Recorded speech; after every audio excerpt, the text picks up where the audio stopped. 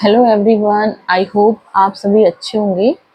आज हम जो स्टार्ट करेंगे वो डिग्री ऑफ कोरिलेशन है। कल मैंने इसको थोड़ा सा समझा दिया था कि डिग्री ऑफ कोरिलेशन में अपन क्या क्या पढ़ने वाले हैं। एक बार दोबारा देख लीजिए। डिग्री ऑफ कोरिलेशन, इसमें आपने perfect correlation, no correlation and limited degree of correlation, ये 3 पार्ट्स आते हैं। ठीक है। परफेक्ट कोरिलेशन को अपन के पास क्या है, परफेक्ट पॉजिटिव कोरिलेशन है एंड परफेक्ट नेगेटिव कोरिलेशन है। नो कोरिलेशन में क्या होता है, आपके पास जो कोरिलेशन है उसको अपन डिफाइन करते हैं आर से। ठीक है। तो परफेक्ट पॉजिटिव कोरिलेशन में वैल्यू जो होती है वो r इज इक्वल टू +1 देखने को मिलेगी आपको। आपके पास यदि कोई क्वेश्चन आता है तो उसका जो रिजल्ट आएगा वो यदि +1 आता है, यदि +1 आता है तो परफेक्ट पॉजिटिव कोरिलेशन है वहां पर। यदि r इज इक्वल टू -1 है, वहां पर आपके पास परफेक्ट नेगेटिव कोरिलेशन है। और नो कोरिलेशन में क्या होता है, जब आपके पास r की वैल्यू 0 हो जाती है तब आपके पास नो कोरिलेशन है। मतलब आपके पास जो दो वेरिएबल्स थे उनके बीच में कोई भी आपको डिपेंडेंसी नहीं दिखी, वो एक दूसरे पर डिपेंडेंट नहीं है, वो एक दूसरे से कैसे हैं, इंडिपेंडेंट है। तब आपको r की वैल्यू क्या मिलेगी, 0 मिलेगी। लिमिटेड डिग्री ऑफ कोरिलेशन में क्या होता है कि जो आपको r की वैल्यू होती है वो -1 से 1 के बीच में कोई सी भी मिल सकती है। ठीक है। परफेक्ट कोरिलेशन और नो कोरिलेशन के बीच की जो कंडीशन होती है वो लिमिटेड डिग्री ऑफ कोरिलेशन होती है। इन दोनों की वैल्यूज को छोड़कर जो भी आपके पास आंसर आएगा वो लिमिटेड डिग्री ऑफ कोरिलेशन के अंडर आता है। ठीक है। देन मैंने ये भी बता दिया था कि परफेक्ट पॉजिटिव कोरिलेशन का जो चार्ट है वो इस तरीके से देखने को मिलेगा, एक स्ट्रेट लाइन मिलेगी आपको, और नेगेटिव का ऊपर से नीचे की तरफ गिरता हुआ ग्राफ मिलेगा। और नो कोरिलेशन में एक स्ट्रेट लाइन या आपको उल्टे सीधे फैले हुए बिखरे जो हैं मूवमेंट्स मिलेंगे। जो भी वेरिएबल्स होंगे वो इस तरीके से आड़े तिरछे ऐसे ऐसे फैले हुए होंगे, तो वहां पर नो कोरिलेशन है। मतलब दोनों वेरिएबल एक दूसरे से कैसे हैं, इंडिपेंडेंट है। मतलब पहले वेरिएबल का दूसरे वेरिएबल पर कोई इफेक्ट नहीं है या दूसरे वेरिएबल का पहले वेरिएबल पर कोई इफेक्ट नहीं है। ठीक है। तब वहां आपको नो कोरिलेशन देखने को मिलता है। नेक्स्ट अपन स्टार्ट करते हैं कि अगर आपके पास कोई थ्योरेटिकल क्वेश्चन आ जाता है तो अपन इस चीज को, जैसे डिग्री ऑफ कोरिलेशन का कोई थ्योरेटिकल क्वेश्चन आता है तो आप उसको किस तरीके से लिखेंगे। ठीक है। बाकी आपको समझ में तो आ ही गया होगा, तो एक बार थोड़ा सा देख लेते हैं कि परफेक्ट पॉजिटिव कोरिलेशन में यदि दोनों वेरिएबल, यदि फर्स्ट वेरिएबल यदि आपका इंक्रीज होता है तो, और यदि उसी के रेस्पेक्ट में दूसरा वेरिएबल भी यदि इंक्रीज हो रहा है तो वहां पर आपके पास परफेक्ट पॉजिटिव कोरिलेशन होगा यदि आपको वैल्यू +1 मिलती है। यदि आपको वैल्यू +1 मिलती है, या तो दोनों वेरिएबल इंक्रीज हो रहे होंगे, ठीक है, या दोनों वेरिएबल डिक्रीज हो रहे होंगे लेकिन सेम डायरेक्शन में होंगे, तो वहां पर r की वैल्यू आपको +1 देखने को मिलेगी। यदि +1 होती है तो अपन बोलेंगे परफेक्ट पॉजिटिव कोरिलेशन है, अदरवाइज नहीं है। ठीक है। नेक्स्ट अपन देखते हैं perfect negative correlation. Perfect negative correlation, when the change in two variable in such that कि एक वेरिएबल आपका इंक्रीज हो रहा है with an increase in the value of one, the value of other is decrease, या with an decrease in the value of one, the value of other is increase. ठीक है। इस तरीके से यदि आपको एक वर्ड इंक्रीज का मिले, यानी कि पहला वेरिएबल यदि आपको इंक्रीज करता है तो दूसरा डिक्रीज हो, या पहला डिक्रीज होता है दूसरा इंक्रीज हो, इस तरीके से यदि आपको देखने को मिलते हैं वेरिएबल में डायरेक्शंस, ठीक है, तो वहां पर नेगेटिव कोरिलेशन हो सकता है। और यदि नेगेटिव कोरिलेशन है और r की वैल्यू आपके पास परफेक्ट जो है -1 आती है, यदि -1 आती है तब अपन बोलेंगे परफेक्ट नेगेटिव कोरिलेशन है। ध्यान रखना, यदि +1 आती है तो परफेक्ट पॉजिटिव कोरिलेशन, और यदि वैल्यू -1 आती है तो परफेक्ट नेगेटिव कोरिलेशन। ठीक है, ये जो चीजें हैं जो अपन थ्योरेटिकल क्लास पर में ले रहे हैं, ये टॉपिक्स आपके जब अपन न्यूमेरिकल क्वेश्चन करेंगे तो वहां पर जब रिजल्ट आएंगे तो आप आसानी से बता सकते हैं कि किस तरीके के रिजल्ट में हमें क्या जवाब देना है, कि यहाँ पर इन दोनों वेरिएबल्स के बीच में किस तरीके का कोरिलेशन आपको देखने को मिला है। ठीक है, देन अपने पास आता है नो कोरिलेशन। क्या होता है? ठीक है, if the change in the value of one variable are in association with the changes in the value of other variable will be no correlation. यहाँ पे एसोसिएशन वर्ड से मतलब है इंडिपेंडेंट वर्ड से। एसोसिएशन का यहाँ पर किससे मतलब है? इंडिपेंडेंट से। यदि आपके पास सपोज करिए दो वेरिएबल हैं x और y, ठीक है, x और y यदि डिपेंडेंट होते हैं, यदि x और y यदि आपके डिपेंडेंट होते हैं, तब तो ये जो वेरिएबल्स हैं x और y यदि डिपेंडेंट होते हैं तो इन दोनों वेरिएबल्स के बीच में आपको कोई ना कोई रिजल्ट r का देखने को मिलेगा। ठीक है, +1 हो सकता है, -1 हो सकता है, और इनके बीच की कोई भी वैल्यू हो सकती है। +1 हो सकता है, -1 हो सकता है, या +1 से लेकर -1 के बीच में, -1 से लेकर +1 के बीच में आपको कोई भी वैल्यू देखने को मिल सकती है।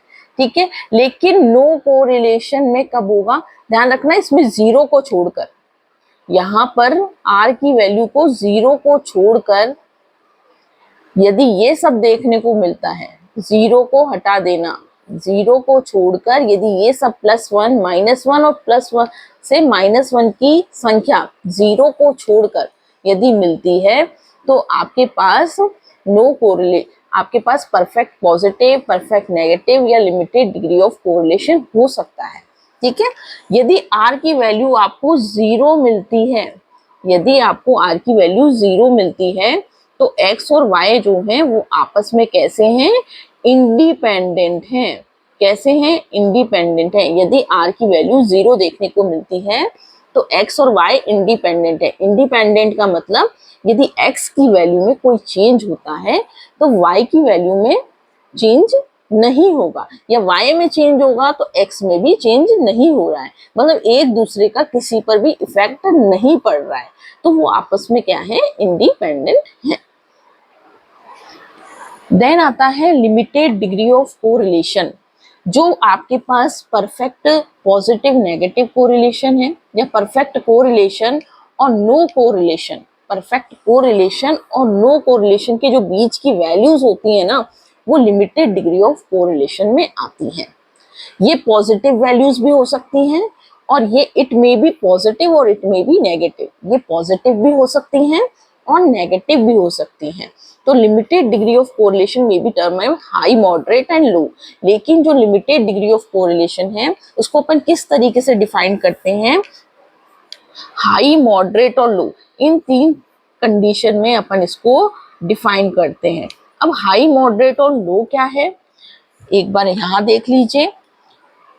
यदि आपके पास लो की बात करते हैं, यदि आपके पास वैल्यू 0 से लेकर 0.25 या -0 से लेकर -0.25 तक आती है, यदि आपकी वैल्यू 0 से 0.25 या -0 से -0.25 के बीच में आती है तो वो कंडीशन जो होती है लो लिमिटेड डिग्री ऑफ कोरिलेशन के अंदर आती है।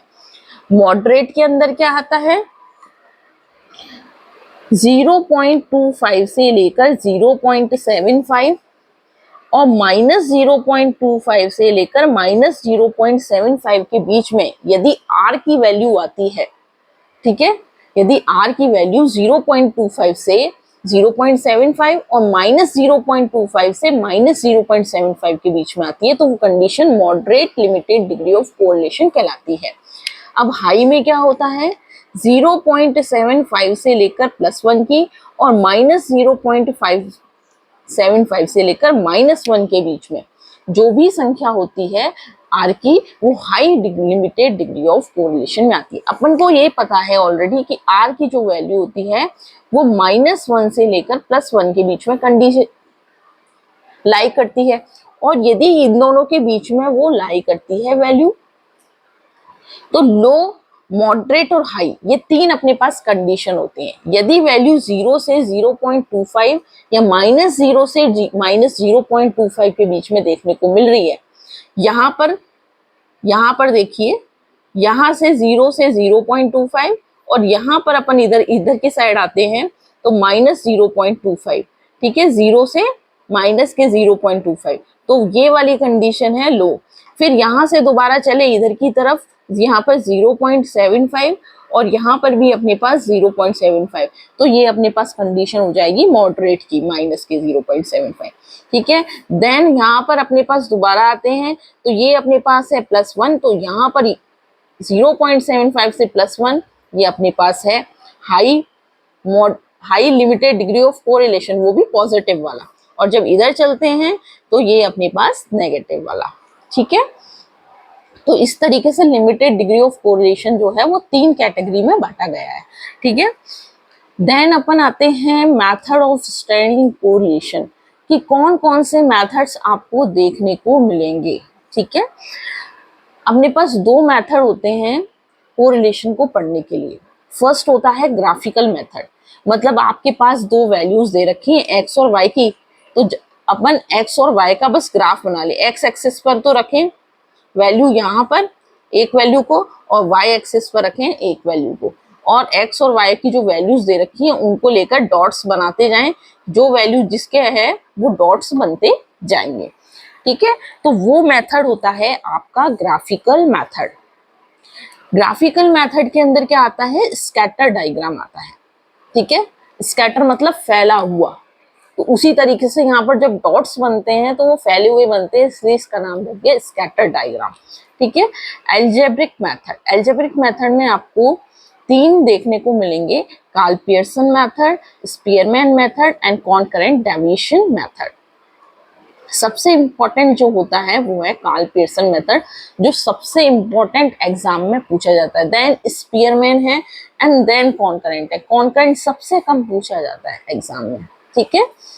तो अपने पास scatter diagram, Karl Pearson, Spearman और कॉनकरेंट। एक इम्पॉर्टेंट बात और है यहाँ पर जो बहुत ही नोट करने की है, कार्ल पियर्सन और स्पीयरमैन 2 मेथड हैं आपके पास। फर्स्ट है कार्ल पियर्सन और सेकंड है स्पीयरमैन, ठीक है। अपन कार्ल पियर्सन और स्पीयरमैन की जब बात करते हैं तो अपने पास 2 तरीके का डेटा होता है, एक होता है क्वांटिटेटिव और एक होता है क्वालिटेटिव। एक होता है क्वांटिटेटिव, ठीक है, और एक होता है क्वालिटेटिव। 2 तरीके का डेटा होता है आपके पास, एक क्वांटिटेटिव डेटा और एक क्वालिटेटिव डेटा। जो कार्ल पियर्सन मेथड है वो क्वांटिटेटिव मेथड में यूज होता है, मतलब यदि वैल्यूज क्वांटिटेटिव हैं तब आप कार्ल पियर्सन मेथड यूज करो, और यदि स्पीयरमैन मेथड तब यूज करते हैं जब आपके पास डेटा क्वालिटेटिव हो। क्वालिटेटिव का मतलब है ऑनेस्टी, आपकी ब्यूटी, आपकी इंटेलिजेंसी, ठीक है। ब्यूटी, इंटेलिजेंस, इन सब के अंदर जो आपके पास जो आपकी क्वालिटी को दर्शाते हैं, ठीक है, वो स्पीयरमैन मेथड में अगर यदि आपको इस तरीके का डेटा दे रखा है तो अपन स्पीयरमैन मेथड यूज करते हैं। स्पीयरमैन मेथड को रैंकिंग मेथड भी बोलते हैं या रैंक डिफरेंस मेथड भी बोलते हैं। स्पीयरमैन मेथड का दूसरा नाम क्या है, रैंक डिफरेंस मेथड भी है। रैंक डिफरेंस मेथड भी है स्पीयरमैन मेथड का दूसरा नाम, ठीक है। या रैंकिंग मेथड भी है दूसरा नाम। आपको स्पीयरमैन मेथड की जगह रैंक डिफरेंस मेथड बोल सकता है वो, ठीक है। तो ध्यान रखना स्पीयरमैन मेथड का दूसरा नाम क्या है, रैंक डिफरेंस मेथड भी होता है। और ये जो इम्पोर्टेंट बात थी जो नोट करने की है वो है कि डेटा अगर जिस तरीके का दे रखा है उसी तरीके का अपन को मेथड यूज करना है। आज अपन एक चीज और देख लेते हैं, मेथड तो स्टार्ट करेंगे ही, लेकिन उससे पहले इनकी प्रॉपर्टीज देख लेते हैं कि जो आपके पास कोरिलेशन है उसकी प्रॉपर्टीज क्या होती हैं। जो अपन उसका कोरिलेशन कोफिशिएंट निकालेंगे, कोरिलेशन कोफिशिएंट मतलब आर जो निकालेंगे, उसकी क्या क्या प्रॉपर्टीज हैं। जो कोरिलेशन कोफिशिएंट एक वेल डिफाइंड फॉर्मूला है जो कि अपन एल्जेब्रिक मेथड में यूज करेंगे। जो आर का फॉर्मूला अपन यूज करेंगे, चाहे कार्ल पियर्सन ने दिया हो चाहे स्पीयरमैन ने दिया हो, तो जो कोरिलेशन कोफिशिएंट एक वेल डिफाइंड फॉर्मूला है। अपने पास एक फॉर्मूला होता है और उसके अकॉर्डिंग अपन उसको सॉल्व कर लेते हैं। ठीक है, तो आर की जो वैल्यू आती है, आर की जो वैल्यू आती है वो यूनिट फ्री होती है। यूनिट फ्री का मतलब आप लोगों ने देखा होगा, जब भी अपन मैथमेटिक्स में कोई रिजल्ट निकालते हैं तो आप लोग उस पर यूनिट्स लगाते हैं। अगर रुपीस, कोई रुपीस का क्वेश्चन है, कोई क्वेश्चन पूछा गया है, तो अपन जो भी रिजल्ट निकाल रहे हैं तो रुपीस लिख देते हैं। किसी में कोई आंसर लीटर में देना होता है तो लीटर लिखते हैं। तो ये यूनिट फ्री है। यदि आपके पास कोई क्वेश्चन है, आपके पास कोई क्वेश्चन आता है इस तरीके का, तो ये यूनिट फ्री होता है। आर के पीछे अपन को कोई यूनिट नहीं लगानी होती कि आर की आपके पास ये यूनिट आई है, ये लीटर में आया है या रुपीस में आया है। कैसा भी क्वेश्चन हो, ये यूनिट फ्री रहती है हमेशा। ठीक है, इट्स लाइज बिटवीन -1 टू +1। ये अपन ऑलरेडी देख चुके हैं कि आर की वैल्यू -1 से +1 के बीच में। और ये सबसे इंपॉर्टेंट बात है क्योंकि यहीं से अपन को ये पता चलता है कि क्वेश्चन हमने सही किया है या गलत किया है। अगर आपकी आर की वैल्यू +1 और -1 से बाहर चली जाए, इनके बीच में नहीं आती है, तो आप समझ लेना आपने क्वेश्चन में कुछ ना कुछ गड़बड़ की है। तुरंत पता चल जाएगा, कैलकुलेशन मिस्टेक हो सकती है या नंबरिंग उतारने में आपने गड़बड़ की है। ठीक है, अभी देखते हैं आगे आप लोगों को कैसे पता चलता है जब अपन क्वेश्चन करेंगे। ठीक है, correlation coefficient does not change with the change of origin and scale. जो कोफिशिएंट ऑफ कोरिलेशन होता है, यदि हम उसमें चेंज ऑफ ओरिजिन, जैसे अपन यूज करते थे d is equal to x minus A upon H. यदि मेरे पास क्वेश्चन बहुत ही बड़ा है, लेंथी है, मेरे पास कैलकुलेटर नहीं है, मैं चेंज ऑफ ओरिजिन और स्केल का यूज करना चाहती हूँ, ठीक है, अपन क्वेश्चन में भी करेंगे। तो अगर ये जो a है और ये h है, एक में सिंपल क्वेश्चन करूं, आप लोगों ने मीन में मेथड देखे होंगी, स्टेप डेविएशन मेथड, ठीक है, और अज्यूम्ड मीन मेथड आपने देखे होंगे। तो अज्यूम्ड मीन में x माइनस ए करते हैं, स्टेप डेविएशन में x minus A upon H करते हैं। यदि मैं एक सेम क्वेश्चन लेती हूँ और उसी से मैं रिजल्ट निकालती हूँ, चाहे मैं ये यूज करती हूँ चेंज ऑफ ओरिजिन और स्केल का, और नहीं भी करती हूँ, तो दोनों से सेम ही रिजल्ट आएगा। रिजल्ट में कोई, यानी कि रिजल्ट मतलब आर का जो रिजल्ट होगा उसमें कोई चेंज नहीं आएगा, no change. This is a independent. ये इंडिपेंडेंट होता है कि यदि आप लोगों ने change of origin, correlation coefficient में कोई चेंज नहीं होगा यदि आप चेंज ऑफ ओरिजिन और स्केल का यूज करते हो क्वेश्चन में। ठीक है, correlation coefficient between x and y और y और x सेम रहेगा। ये बोल रहा है कि एक क्वेश्चन था, एक सपोज करो दो स्टूडेंट है, ये एक पहला स्टूडेंट है, ये दूसरा स्टूडेंट है। एक क्वेश्चन आपको क्वेश्चन पेपर में मिलता है, ठीक है, तो एक बच्चे ने क्या किया कि इस वाले को x मान लिया वेरिएबल को और इसको y मान लिया, पहले स्टूडेंट ने। लेकिन दूसरे ने इसी वाली सीरीज को y माना और दूसरे ने इसने x माना। पहले स्टूडेंट ने इस सीरीज को x माना और दूसरे को y माना, और वही दूसरा जो स्टूडेंट है उसने पहली सीरीज को y माना और दूसरे को x माना, और जब दोनों ने रिजल्ट निकाला तो कैसा आएगा, सेम आएगा। तो यही कह रहा है कि कोरिलेशन कोफिशिएंट चाहे आप x और y के बीच में निकालो, चाहे y और x के बीच में निकालो, आपको रिजल्ट हमेशा क्या मिलेगा, सेम मिलेगा। ठीक है, कोई भी, जैसे मान लीजिए दो वेरिएबल मैंने लिए, अगर आपको नहीं समझ में आया तो एक एग्जांपल और ले लेते हैं। एक हाइट है और एक वेट है, ये दो अपने पास वेरिएबल्स हैं। ठीक है, यदि ये दो वेरिएबल्स हैं तो पहले स्टूडेंट ने इसको x माना और दूसरे ने इसको y माना और क्वेश्चन सॉल्व कर लिया। इसी तरीके से ये तो पहले स्टूडेंट की बात हो गई। जब अपन सेकंड स्टूडेंट की बात करते हैं तो सेकंड स्टूडेंट ने क्या किया, हाइट को तो y माना और वेट को x माना और क्वेश्चन सॉल्व किए। अब इसने रिजल्ट निकाला आर का और इसने भी आर का रिजल्ट निकाला, तो दोनों कैसे आने चाहिए, दोनों सेम आने चाहिए। ठीक है, तो यहां तक अपन ने आज क्या पढ़ ली, प्रॉपर्टीज पढ़ ली। बहुत ही इजी चैप्टर है, ठीक है, और एग्जाम में इसका एक क्वेश्चन तो जरूर आता है। एक हो सकता है कभी कभी थ्योरेटिकल आ जाता है या थ्योरेटिकल के साथ प्रैक्टिकल आ जाता है, और प्रैक्टिकल क्वेश्चन तो आते ही हैं, थ्योरेटिकल शॉर्ट क्वेश्चन आ जाते हैं। तो बहुत ही इजी चैप्टर है अगर आप लोग ध्यान से पढ़ो तो। ठीक है, जिसने भी वीडियो को लाइक नहीं किया है, लाइक करें, शेयर करें, सब्सक्राइब करें, अपने दोस्तों के साथ इसको शेयर करें। ठीक है, जिससे आगे तक लोगों को पता चले कि ये कोरिलेशन का टॉपिक जो है वो स्टार्ट हो चुका है। नेक्स्ट जो अपन टॉपिक पढ़ेंगे कल, वो स्कैटर डायग्राम का होगा और कार्ल पियर्सन भी पढ़ेंगे। देखते हैं कल कितना हो पाऊं। ठीक है, तो कल स्टार्ट करेंगे अपन स्कैटर डायग्राम।